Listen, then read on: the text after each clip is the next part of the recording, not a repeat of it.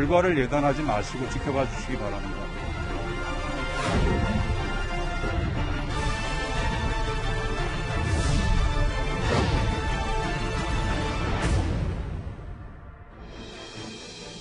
예, 월요일 뉴스톱10 바로 여기부터입니다.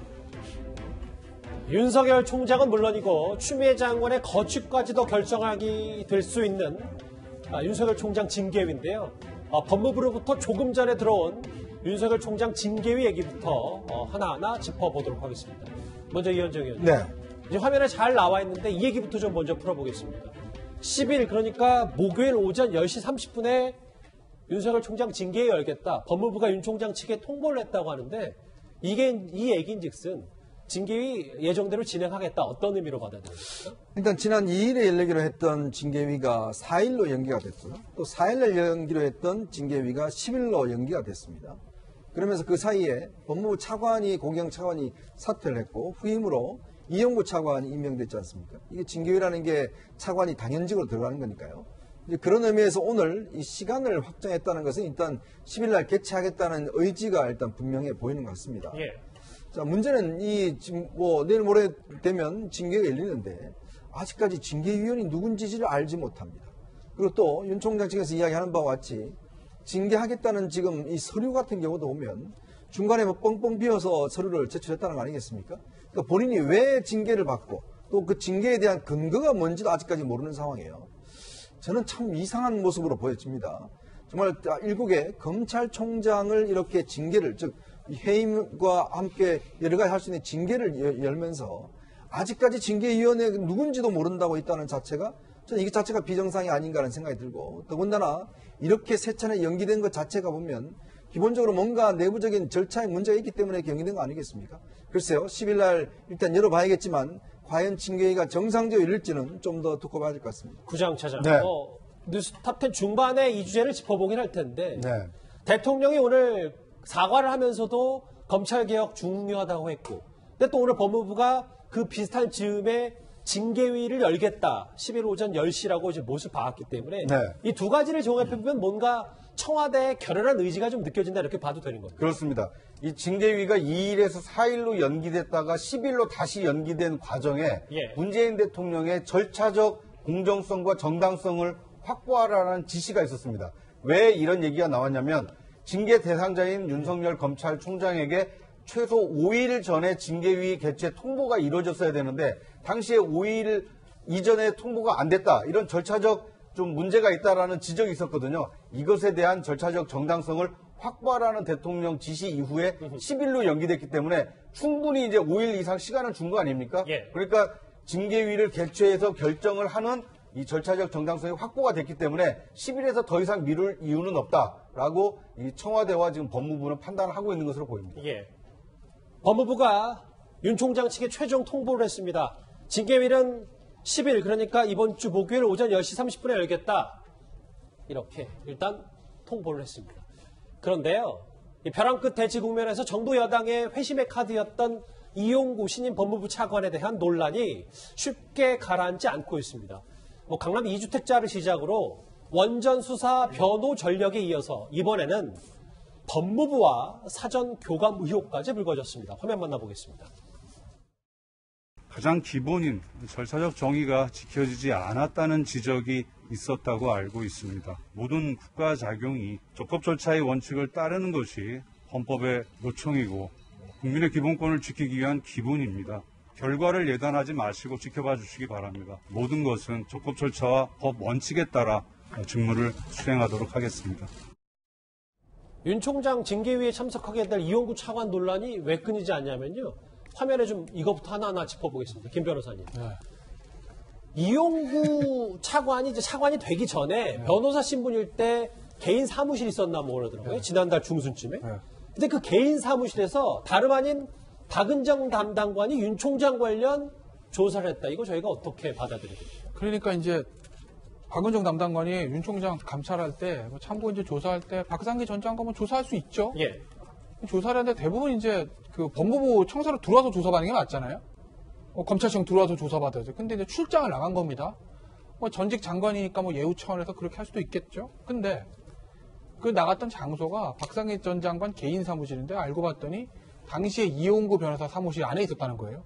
당시에 이용구 변호사 사무실에 방이 3개인데 그중에 하나를 박상기 전 장관이 쓰고 있었다는 거죠. 거기서 지금 조사를 했다는 거예요. 그러니까 소위 말해서 이용구 변호사 사무실에 출장 가가지고 조사를 한 건데 네.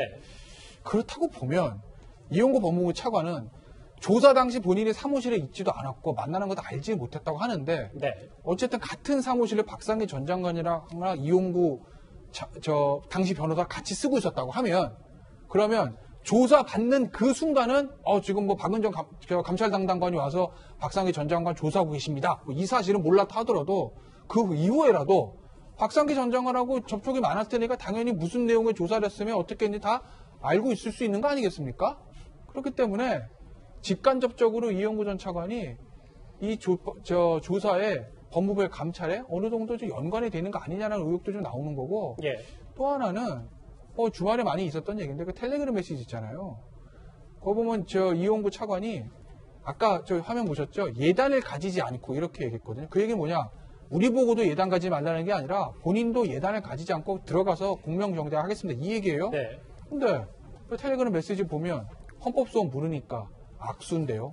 실체에 자신 없는 쪽이 하는 건데요. 그 얘기 뭐냐? 윤 총장 측이 실체에 자신 없다는 걸 지금 예단하고 있는 거 아닌가요? 그래서 여러 가지로 좀 공정성에 시비를 걸릴 사유는 좀 충분하다고 보는 거죠. 저 문자 메시지는 잠시 뒤에 좀 더 자세히 짚어보기라고요. 예, 이현주 의원님, 이거에 대해서. 이게 올해 7월 달에 박상기 법무장관이 갑작스럽게 뉴스타파와 인터뷰를 합니다. 예. 그 인터뷰 내용이 뭐냐 하면 조국 전 장관이 당시에 이제 그 검찰에서 했을 때 윤석열 그 검찰총장이 와서 조국 전 장관을 좀 낙마시켜야 된다.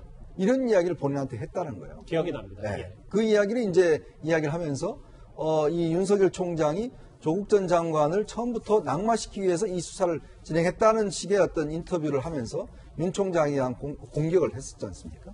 그러니까 그런 면에서 좀 비춰본다라고 한다면 과연 이제 그 문제를 이제 조사하기 위해서 박은정 감찰 담당관이 가서 한 거거든요. 그렇죠. 그러니까 그런 면에서 본다면 과연 그럼 이 사무실에 있었던 이용구 차관, 그 다음에 이제 박상기 법무 전 장관, 이분들이 다 보면 윤석열 총장과 어떤 면에서 보면 지금 박상기 이용구 차관 같은 경우는 이제 월성원전 관련돼서 변호인을 하고 있었거든요.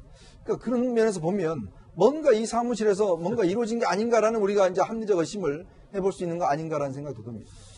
조상호 부대표님. 그래서 이 두 분 말씀을 중간 정리를 좀 해보면 차관에 내정되기 전부터 법무부하고 윤석열 총장 감찰을 놓고 사전에 교감했던 거 아니냐라는 의혹이 야권에서 나오고 있거든요.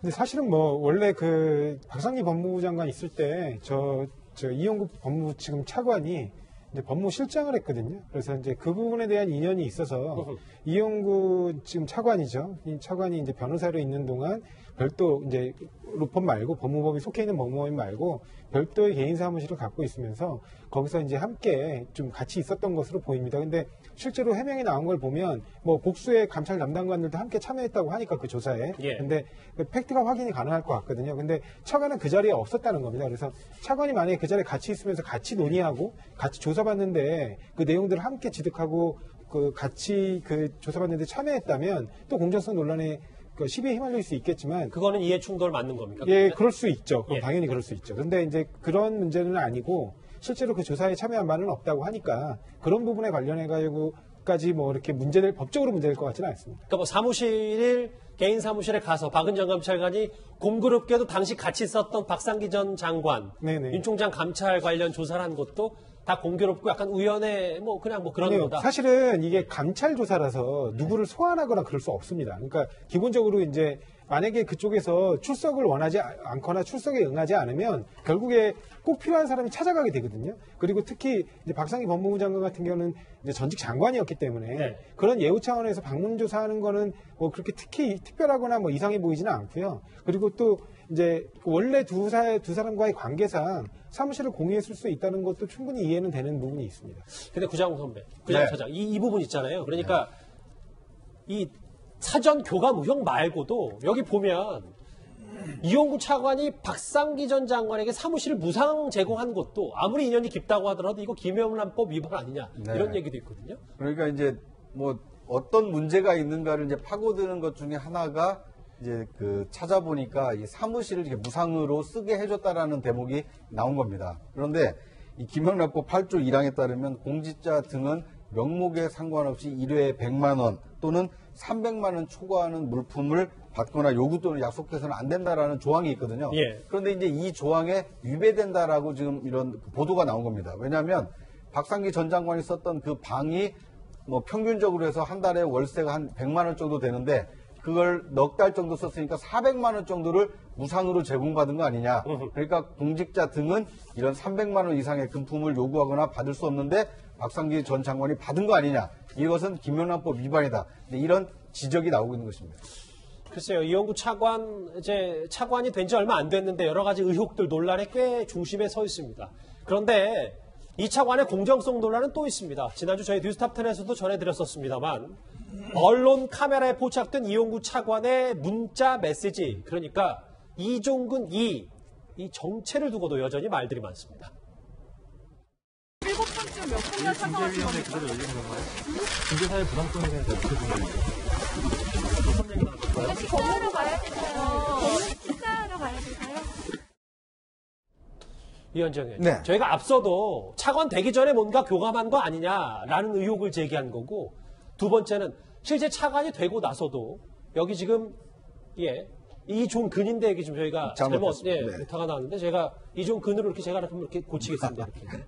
이 부분 어찌됐건 차관이 되고 나서도 징계가 열리기 전에 뭔가 해당 직접적으로 관련이 있는 사람과 사전에 이렇게 메시지를 보내도 되는 건가? 뭐 이 부분도 좀 논란이 되고 있거든요. 자, 3일날 이용구 차관이 첫 출근을 했습니다. 좀 전에 우리가 화면 보셨지만 출근하면서 백지 상태에서 저는 아무것도 모르는 상황에서 왔습니다. 이렇게 이야기를 하면서 이제 들어갔어요.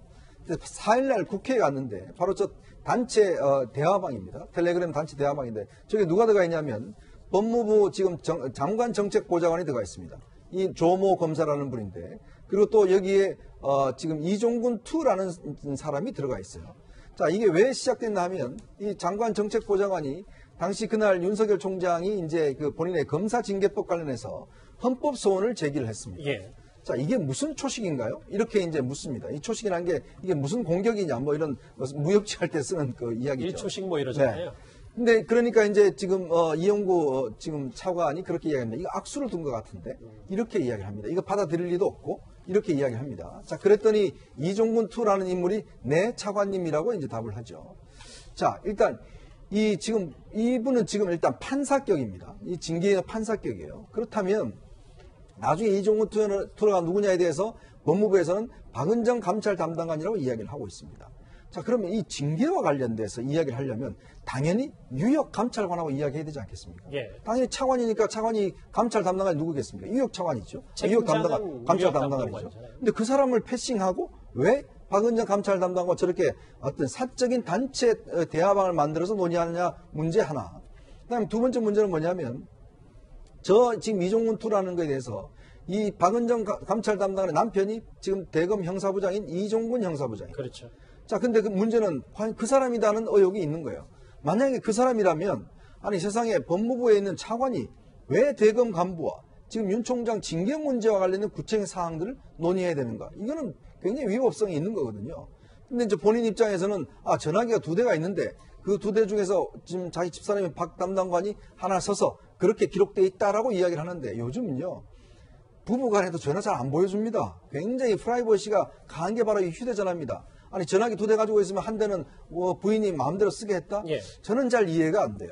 자, 그렇다 하면 이거는 좀 더 따져봐야 될 문제겠지만 왜 이렇게 백지 상태에서 보겠다는 분이 이미 저 내용을 보면 상당히 선입견이 있는 듯한 내용 뉘앙스가 있어요. 그런 뉘앙스가 있을까라는 문제. 그렇기 때문에 이미 오래전부터 이 문제에 대해서 팔로우를 해왔고 논의해온 게 아닌가라는 지금 우리가 의심을 하고 있는 겁니다. 이 사건을 꾸준히 지켜봤다 뭐 이런 말씀이시잖아요. 김 변호사님. 예. 지금 계속 나오는 얘기가 심판이 될 사람이 어떻게 좀 한쪽에 쏠려서 선수로 좀 뛰고 있는 거 아니냐라는 의혹이 나오고 있는데, 근데 일부 보도를 보니까 이 윤 총장 감찰하고 징계한 인물들이 줄줄이 휴대전화를 바꿨다 뭐 이 의혹도 있는 것 같습니다. 그건 뭐 휴대전화가 낡아서 그냥 새 거로 바꿨겠죠? 그냥 뭐 그렇게 좋게 생각하시자고요. 저희가 뭐 휴대전화 바꾼 거를 단적으로 뭐 범죄다 뭔가 은폐하려고 했다라고 우리가 단정해서 말씀드릴 수는 없지만 어쨌든 뭔가 좀 석연치 않은 것들은 나와 보이는 것 같긴 하다는 겁니다. 지금 보시면 저건 무슨 얘기냐면 우리 저 메신저 보면은 뭐죠? 저 휴대전화 바꾸면 새로 뜨잖아요. 친구로. 맞아요. 여기. 그래서 박은정 감찰당당하고 심재철 검찰부장이 그렇게 떠서 혹시 휴대전화를 바꾼 거 아닌가. 아까 제가 말씀드렸듯이 기존 전화가 낡아서 사실은 지금 신상품 내년 봄에 나오는데 바꿀 때는 아닙니다. 신상품 나오면 바꾸니까. 하반기 잘 안 바꾸죠. 그래서 일단 본인의 취향에 따라서 새 휴대전화 마음에 드는 게 있어서 바꿀 수는 있는데 시점이 굉장히 애매모호하다는 거죠. 예. 지금 윤 총장에 대한 어떤 징계는 조금 징계위원회 목요일에 열려야 알겠지만 벽에 좀 붙여 여러 가지 난관들이 좀 있는 거고 오히려 지금 감찰 과정에서의 문제를 가지고 대검에서 또 조사 들어가지 않았습니까? 그런 상황에서 휴대전화 교체한 게 혹시 예. 다른 의도가 있는 생각이 있는 거 아니야라는 그런 좀 생각들을 할 수는 있긴 있는데 그건 알 수는 없는 거고요. 근데 다만 어제 이종근 툴을 가지고 이종근 형사부장이다, 박은정 감찰담당관이다, 남편이다, 부인이다, 설왕설래 말이 많은데 남편이든 어떻고 부인이면 어떻습니까? 어느 쪽으로도 문제가 있는 거지. 왜냐? 만약에 이종근 2가 정말 이종근 대검 형사부장이라고 하면 대검과 법무부는 분리되어 있습니다, 지금. 그리고 대검 형사부장은 어찌됐든 공식적으로 총장의 참모예요. 그런데 그 사람이 법무부 차관과 이 징계에 대해서 사전에 어떤 단톡방까지 만들어서 이거 활동하고 있었다는 건 이거 문제가 있는 거고. 그러면 이종근 2라는 사람은 내가 아니라 아내인 박은정 감찰 담당관을 하는데 그래도 더 문제죠. 왜? 박은정 감찰 담당관은 검사입니다. 역할을 하면 굳이. 이용구 차관은 판사예요. 검사가 판사한테 전화해서 판사님 오늘 변호사가 신청했는데 그거 무슨 뜻이에요? 예 판사님 알겠습니다. 이게 말이 되는 겁니까? 그렇지 않아요? 그렇기 때문에 검찰과 이게 재판으로 하면 재판하는 판사하고 검찰이 사전에 좀 조율을 해가는 그런 모양새로 오해될 수도 있기 때문에 알겠습니다. 굉장히 이거 부적절한 거죠. 이건 징계위 결과가 어떻게 나오더라도 두고두고 공정성 시비 남을 겁니다. 징계위를 코앞에 두고 이런 공정성 시비에 휘말렸기 때문에 근데 이런 논란을 윤석열 총장 측도 모를 리 없을 겁니다. 윤석열 총장 측은 법무부의 움직임에 맞서서 이용구 신임 법무부 차관에 대한 기피 신청을 예고했습니다. 징계위원회에 들어올 위원회 명단을 좀 달라고 지금 정보공개 청구를 해놓은 상태예요. 지금 징계 기록이 어떤 상태가 되는지 어떤 근거들이 있는지 그런 것도 좀 알아야 되는데 거기에 대해서 법무부가 아직도 전혀 응하지 않고 있어서 저희가 지금 그 방어 준비에 좀 애를 먹고 있습니다. 일단 구정차장 보면 윤 총장 측이 이용구 차관 기피 신청은 거의 확정이 된 것 같더라고요. 그렇습니다. 그 이완구 변호사가 이제 특정 정치색이 있기 때문에 만약에 위원이 되면 기피 신청을 하겠다라고 예고를 했고요. 그런데 이제 이용구 차관뿐만 아니라 다른 이제 검사 이 징계위원이 누군지 확정이 되면 그 사람의 성향에 따라서 이게 기피 신청을 하겠다라고 지금 예고를 하고 있는 상태입니다. 특히나 심재철 검찰국장이 만약에 징계위원으로 선임이 된다라면 심재철 국장의 경우에는 이 판사 사찰 문건의 어떤 제보자로 지금 알려져 있기 때문에 기피 대상이다. 그 제보한 사람이 어떻게 징계위원이 될 수 있느냐 이런 주장을 하고 있기 때문에 앞으로도 이게 징계위원 선임 또는 기피를 놓고는 앞으로도 이 논란이 좀 계속될 것으로 보입니다. 한두 명 정도 윤 총장 측이 지금 기피 신청을 할 거고 조사후 대변인. 네. 근데 저는 이 부분이 좀 궁금한데요. 윤 총장 측이 감찰 기록이라든지 징계위원 명단을 요청했는데 이건 목요일까지 전에는 법무부 쪽에서 안 알려주는 겁니까? 이거 알려줘야 되는 건 아닐까요? 아니, 당연히 지금 김태훈 법무부 감찰관이 밝힌 것처럼 전례도 없고요.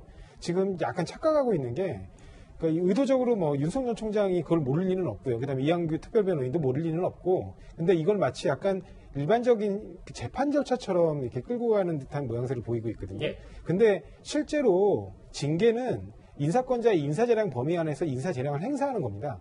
근데 다만 조금 더 공정성을 기하기 위해서 여러 위원회 등을 구성해가지고 진행하는 것뿐이지 궁극적으로는 지휘권 행사의 범위 내거든요. 근데 그런 부분을 이제 마치 재판에서 막 엄정한 독립성과 중립성이 요구되는 그런 절차로 환원시켜서 약간 본인에게 유리한 어떤 정서적인 때로는 우리가 얘기하는 이른바 언론 플레이 내지는 여론전 같은 거를 진행하고 있는 거에 불과하거든요. 그래서 그런 부분들 관련해가지고 지금 그 징계 명단을 받는다고 해서 그리고 또 기피 신청을 한다고 해서 제가 좀 묻고 싶어요. 과연 검사들이 실제로 오히려 더 공정성이 요구되는 형사 절차에서 기피 신청을 받아들인 사례가 있는지 거의 없거든요. 없다고 봐도 좋습니다. 심지어. 그리고 왜냐하면 재척 사유가 있지 않는 한 안 받아주고요. 그거는 법원도 마찬가지입니다. 그래서 예. 그런 부분들에 대해서는 다분히 약간 이 징계 절차의 부당성을 어필하고자 하는 그런 어떤 제스처다. 그 정도로 해석하고 싶습니다. 법에는 통상적으로는 징계위원 몇 명 다 공개 안 하는 거 알면서도 윤 총장 측이 여론조사하는 거다 뭐 이렇게 보시죠. 그렇습니다. 이현정 의원. 네. 근데 윤 총장 측이 반발하는 이유 뭐 징계위원 명단 공개하지 않는 이유도 있겠지만 또 하나가 있는 게 여당이 오히려 주장했던 내년 1월이 되면 폐기될 법으로 본인을 징계한다. 이 부분 때문에 좀 윤 총장 측이 반발을 하는 것 같아요. 아니 그러니까 대통령이 정당성과 공정성을 가지라고 했지 않습니까? 그럼 그렇게 해야죠. 근데 왜 공개를 안 합니까? 뭐가 지금 어떤 면에서 보면 떳떳하지 못해서 왜 명단을 공개 못하죠? 아니 거기에 참가하는 징계위원들도 다 공개 못할 이유가 뭐가 있겠습니까? 이 중대한 역사적인 문제 예. 본인들이 참여해서 떳떳하게 결정 내리면 될 거 아니겠습니까? 그 결정에 대해서는 책임을 져야겠죠. 왜냐하면 또 검찰총장 전례가 없다고 이야기하는데 검찰총장이 이렇게 징계받는 것도 전례 없습니다. 처음 있는 일이에요. 지금 법무부의 이런 저는 답변조차도 검찰총장 그동안 징계받은 적이 있습니까? 없는 상황이 똑같은 이야기죠. 자, 그렇기 때문에 저는 법무부가 떳떳하다면 당연히 공개를 해야 되지 않겠습니까? 더군다나 지금 검사징계법은 이미 여당 의원들이 이게 문제가 있다. 왜냐하면 지금 각 지금 부처에 징계위원회가 있는데 예. 법무부에 지금 징계위원회 같이 예를 들어서 이게 법무부 장관이 징계 청구도 하고 본인이 판사도 하고 이런 데는 거의 없습니다. 더군다나 그동안 검사들 같은 경우는 검찰총장이 징계를 법무부에 요청하기 때문에 검찰총장이 검사 역을 하고 법무부 장관이 판사 역할을 하는 겁니다. 그래서 이제 정당성을 가지고 있는 거예요.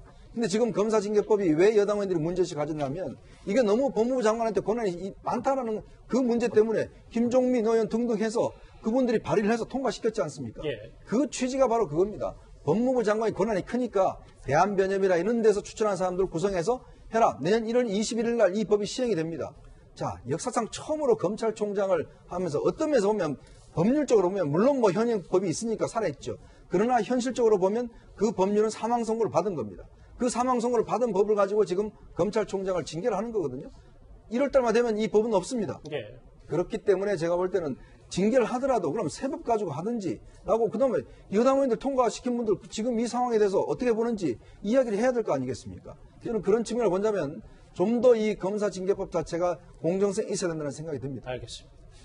이번 주 목요일로 일단 윤석열 총장 징계위가 확정이 됐는데 앞으로도 계속해서 이 공정성 그리고 답을 정해놓고 징계하는 거 아니냐라는 의혹 계속해서 불거질 수 있을 것 같습니다.